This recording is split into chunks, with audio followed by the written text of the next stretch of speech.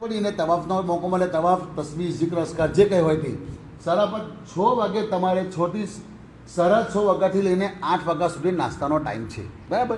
એ time પર તમારે hotel પર આવી જવાનું. નાસ્તો કરીને પછી હજુ એક ટાઈમ તમને આપું. નાસ્તો કર્યા પછી તમારે હવે ઉમરા કરવા છે, બરાબર. કોઈને ઉમરા કરવા છે કે ભાઈ મારે બધા નિયત લઈને આવ્યા કે ઇન્શાલ્લાહ આપણા મરહુમોના કરીશું. મરહુમના નામથી બી થાય અને જીવતોના નામથી બી થાય. તવાફનું નિયતમાં કોઈને બાકી રખાય નો. આપણે જીવતા જો આપણે નમાઝો પડીએ, ઇબાદત કરીએ. કેમ કે મરા પછી અલ્લાહ તાલા આપણો ઇન્તિકાલ થઈ જાય, અલ્લાહ તાલા કબરમાં હશરમાં તેના બદલામાં જન્નત તો અલ્લાહની રહેમતથી મળવાની છે. પણ જેટલી ઇબાદત કરશો એ ઇબાદતનો જરિયો બદલો અલ્લાહ તાલા આપણને રોજે મહેસાર આપશે. તો આ જે નેકીઓ કરીએ એ આપણું બેંક બેલેન્સ કરીએ છીએ, બરાબર ને. આપણે જે બી અત્યારે નીતિઓ કરીએ એ આપણું બેંક બેલેન્સ થાય છે. એવી રીતે તમે અત્યારે તવાફની અંદર કે ઉમરાની અંદર તમે તમારા જીવતા લોકોને પણ સામેલ કરો અને તેમના માટે દુઆ કરવાની કે અલ્લાહ તબારક તઆલા તેમને પણ આ પાક દરબારની હાજરી નસીબ ફરમાવે. અને જે લોકો ઇન્તેકાલ થઈ ગયા તેમના માટે દુઆ કરે કે પરવરદિગાર આલમ, આ જે કે મેં કમલ કર્યો, તવાફ કર્યા, ઉમરા કર્યા, મારા મરહુમને તેનો સવાબ અતા ફરમાવે. હવે એક તવાફની અંદર ને એક ઉમરાની અંદર તમે જેટલા લોકોને આ સવાલ ઘણા લોકો વારંવાર કરે છે, હું તમને અત્યારે એક વાત બતાવી દઉં કે એક તવાફની અંદર ને એક ઉમરાની અંદર તમે જેટલા લોકોને સામેલ કરવા ચાહો એટલા સામેલ કરી શકો છો, બરાબર.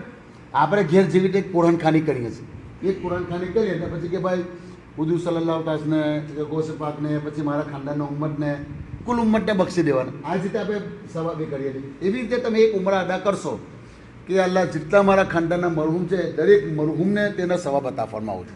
ત્યાં પછી બીજો ઉમરો કરો કે અલ્લાહ મારા ખાનદાનમાં જેટલા લોકો જીવતા છે દરેકના માટે આ ઉમરાનો સવાબ તેમના અતા ફરમાવો અને તેમના માટે દુઆ કરો કે તેમના જગ્યા ફરીવાર તું નસીબ ફરમાવો.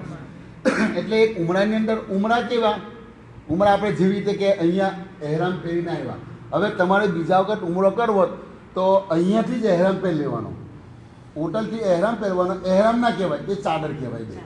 એહરામ ક્યારે કહેવાય? તમે નિયત કરો ત્યાર પછી અહીંયાથી એહરામ પહેરી ને પછી રોડ પરથી તમારે ટેક્સી પકડવાની. 4-5 જણા હશે તો એક જણાના 10 રિયાલ આવવા જવાના, 5 જવાના ને 5 આવવાના. 15 કિલોમીટર દૂર છે મસ્જિદ આઈશા. તમારા બધાને પોતપોતાનું એક ગ્રુપ બનાવવાનું.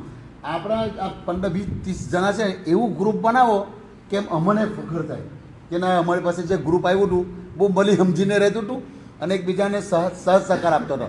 આપણે માનો આપણે અલહમદુલિલ્લાહ આપણે જવાન છે, તાકાત અમુક ઉંમર દરાજ લોકો છે તેમના હાથ પકડી તમે ચાલશો ને અલ્લાહ તાલા તમારી ઇબાદત કરતો વધારે સવાબ અતા ફરમાવશે.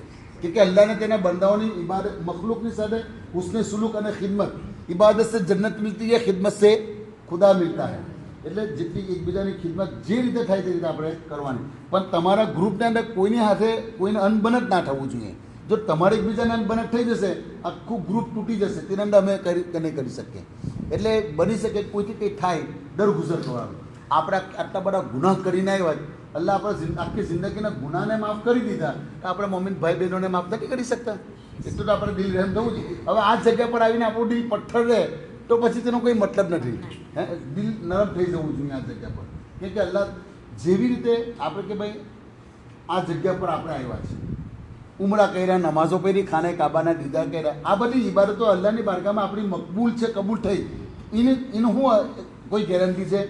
જે આદતો, બુરી આદતો, જજ્બાત, પથ્થર દિલ બધું આપણા દિલોમાં હતું એ બધું છૂટી જાય. ઘેર ગયા પછી તમારી આખી લાઈફ ચેન્જ થઈ જાય. સમજી લો કે અલ્લાહ તાલા તમારી હાજરી કબૂલ કરી લીધી. તો ઇન્શાલ્લાહ કોશિશ કરવાની. અલ્લાહ કોશિશ કરવાવાળાને કોઈ દિવસ નાકામ કરતો નથી. એટલે તમે પછી પથ્થર દિલો કે હવે અલ્લાહ કોશિશ, તમે અહીંયા બેસી રહો કે ભાઈ ખાવા આવી જાય, ખાવા ઉતરવાનું નથી. એ મુસા અલૈહિસ્સલામનો જમાનો હતો કે મન્નવ સલવા ઉતરતું હતું. તમે જો પ્લેટ પકડો, લો, ઓળિયા હાથમાં મૂકો ત્યારે તમારી ભૂખ પૂછે. અલ્લાહ તાલા આપણને આપેલું છે બધું તેના માટે. એવી જ રીતે તમારે કોશિશ કરવાની કે ભાઈ ના ચાલો નમાઝોની પાબંદી કરશો તો ઇન્શાલ્લાહ અલ્લાહ તાલા આપણને અહીંયા તોફીક આપી. આ તમારે ઇન્શાલ્લાહ તમારે ઘેરે જઈને પણ લુક જોશે. માશાલ્લાહ કોઈ જિંદગીમાં મસ્જિદનું પગથિયું ના ચડતો, ખાલી જુમ્મો તો જુમ્મો, ઉમરા કરવા ગયા પછી માશાલ્લાહ તેમનો નમાઝી બની ગયો. આપણને જોઈને બીજાને નસીહત મળશે, બરાબર. આ રીતે તો તમારે અહીંયાથી હેરામ પહેરીને જવાનું. 4-5 જણા એકબીજાને પૂછી લો અમે કાલે ઉમરા કરવા જવાનું, તમારે આવવાનું. આ રીતે પછી તેની તરતીબ કેવી કરવાની કે વહેલું આવવાનું. નાસ્તા પહેલાં તમે અહીંયાથી ટેક્સી કરીને મસ્જિદ આયશા જતા રહો. મસ્જિદ આયશાથી હેરામ પહેરીને ત્યાંથી તમે આવી જાઓ, ત્યાંથી તમારે હેરામ પહેરીને નિયત કરી તમે અહીં આવી જાઓ. નાસ્તો રેડી છે, નાસ્તો કરી દે ટેક્સી બસ મેં બેને કીધા હરમ. અત્યારે તમે જો ને હરમ, હવે તમે 8, 8:30, 9 વાગે તમે હરમ જશો ને પિછલા તમારે પબ્લિક ઓછી મળશે. પબ્લિક ઓછી મળશે એ ટાઈમ પર તમારા તવાફ બોઈ લગભગ 20-25 મિનિટમાં તમારા તવાફ થઈ જશે. આપણને ખાલી ટાઈમ લાગે સફામાં. સફા મારવા 7 ચક્કરને 45 મિનિટ થાય. હવે થોડી ધીરે ચાલીએ તો આપણે બહુ મોટો 15 મિનિટ વધારે કરીએ તો 1 કલાક કરવાનું, બરાબર. તો એકબીજાને આ રીતે એકબીજાને મળીને તમારે જવાનું. ત્યાર પછી ઝોહરની નમાઝ અહીં પઢો યા અહીં પઢો. ઝોહરની નમાઝ પડીને ખાઈ ને સીધું તમારે હોઈ જવાનું, બરાબર. જોર પછી કોઈ જગ્યાએ નહીં જવાનું. જોર પછી તમારે હોઈ જવાનું. આપણે હનફી મસલકના મુતાબિક આપણે હનફી મસલકને ફોલો કરીએ. ઇમામ આઝમ અબુ હનીફાના કોલને આપણે ફોલો કરે. તો હનફી મસલકના મુતાબિક આપણી અસરની નમાઝ 5 વાગ્યા પછી થાય છે.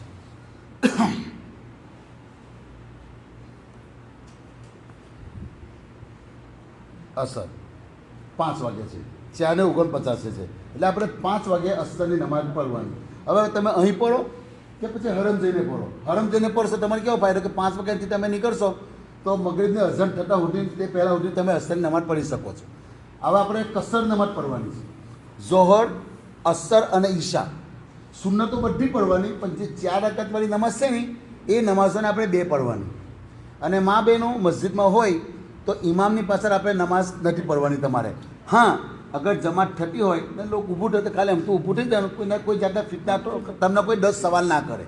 એટલે આમ તો ચૂપચાપ ઊભું થઈ જવાનું, બરાબર. ઊભું તસબીહ પરા કરવાનું. પણ તમારી ઇમામની પાસે નમાઝ જાયઝ નથી. હોત તો પછી આપણે ઘેર થવી પડે.